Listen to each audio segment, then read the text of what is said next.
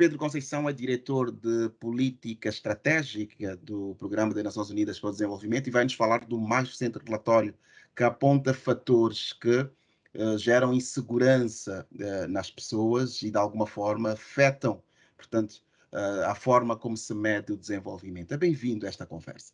Muito obrigado, Eleutério. É um prazer estar aqui.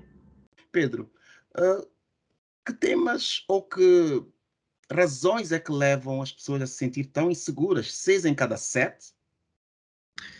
Desde logo eu diria que foi uma surpresa esse resultado que o Eleutério acabou de referir. Nós, de facto, identificamos que de cada 7 pessoas no mundo, 6 sentem-se de alguma forma insegura com alguns aspectos da sua vida. E isto leva-nos a refletir sobre um conceito que foi introduzido pelo Relatório de Desenvolvimento Humano há uns anos, o conceito de segurança humana.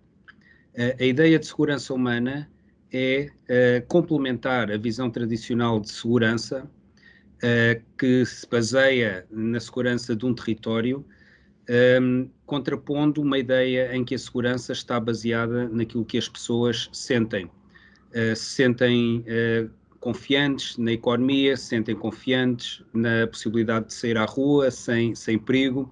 Portanto, o que estes dados nos dizem é que muita gente se sente, de facto, insegura. E foi um dado que nos surpreendeu e que depois nos levou a tentar oferecer algumas razões no relatório. Mas que múltiplas razões são estas? Por que tanta insegurança? O que nós achamos é que há um contexto em que estamos a viver todos nós, em que ter saúde, ter educação, ter até padrões de vida relativamente confortáveis, não garante que as pessoas se sintam seguras. Na verdade, o relatório identifica que, em alguns dos países em que o nível de desenvolvimento humano é mais alto, do índice de desenvolvimento humano é mais alto, o sentimento de insegurança cresceu mais. Portanto, há algo aqui no contexto que leva as pessoas a não se sentirem seguras. E aquilo que nós achamos é que há um contexto que está ligado, por exemplo, às alterações climáticas ou à Covid-19, que está relacionada com processos de alterações a nível global que estão relacionadas com novos perigos. Portanto, o mundo está mais perigoso e as pessoas não veem necessariamente de que forma é que podem ir de encontro às oportunidades, muitas das oportunidades que poderiam vir a ser oferecidas à medida que entramos mais no século XXI.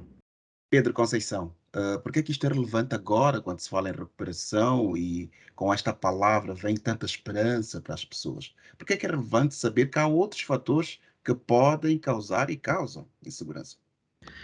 Aliás, estes dados entre cada 7 pessoas, 6 sentirem-se inseguras, vieram ainda antes da Covid-19.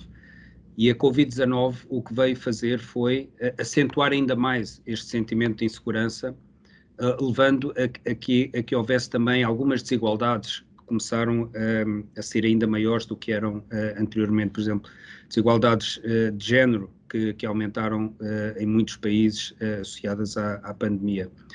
É importante porque aquilo que o relatório mostra é que não é suficiente considerar que ter padrões de vida mais elevados garante necessariamente que as pessoas se sintam seguras. É preciso perceber o que é que está na raiz deste sentimento de insegurança. E, mais uma vez, aquilo que nós achamos é que é um contexto novo, que muitas vezes é designado como o antropozoico, que é uma nova era geológica em que os seres humanos estão a transformar o planeta, que está a manifestar em alterações climáticas, doenças como a Covid-19, ainda não sabemos exatamente como é que apareceu, mas sabemos que tem havido mais doenças que estão relacionadas com a pressão que nós estamos a fazer na natureza, que saltam de animais para humanos. Portanto, há um contexto aqui de alterações de processos globais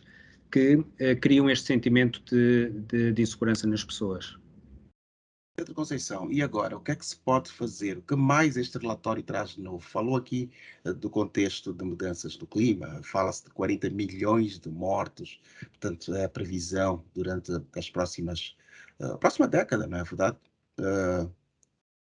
O que é que se pode fazer no meio de todo este cenário de insegurança? Eu acho que o relatório, no fundo, tem uma mensagem de optimismo e esperança. O Eleutério há pouco referiu o facto de, à medida que se começa a vislumbrar a saída da pandemia, começa a haver um sentido de esperança. E há duas coisas que o relatório salienta. Se olharmos para as medidas tradicionais de promover a segurança humana, este conceito de segurança humana, aquilo que tem vindo a ser salientado é proteger as pessoas individualmente, protegê-las e dar-lhes capacidade de atuarem. Aquilo que nós achamos é que, dado este contexto de mudanças globais, é importante também ter um sentido de solidariedade. Solidariedade global, para perceber que ameaças como as alterações climáticas são ameaças que são um desafio para todos, para toda a humanidade. Isto vai muito em contra, aliás, com o relatório do secretário-geral da nossa agenda comum. Portanto, esta é a primeira ideia, de que é importante perceber o desafio de segurança humana num contexto em que se está ciente da importância da solidariedade de toda a humanidade. E a segunda ideia-chave é olhar para as pessoas não como pacientes que recebem de forma passiva, digamos assim, ajuda, mas com capacidade de mudarem as suas escolhas, de fazerem escolhas diferentes, individualmente e coletivamente, para fazer face a esses desafios. Portanto, estas são as duas ideias-chave que o relatório sugere como opções para o futuro. Pedro Conceição, países lusófonos, de que forma é que aparecem ou podem fazer a diferença? Portanto, quando se fala nos cenários diferentes de cada país.